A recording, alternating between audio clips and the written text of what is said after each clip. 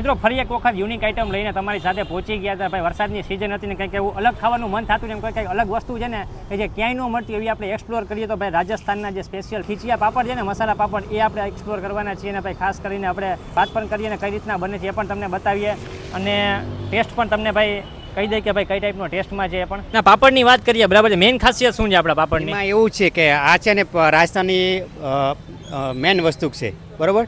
એમાં છે ને ઘઉંના લોટનું, ચોખાના લોટનું ને મકાના લોટનું આ ત્રણ વસ્તુની બને છે. એક વખત માણસ ખાય ને તો બીજી વખત માણસને અહીંયા આવવું જ પડશે.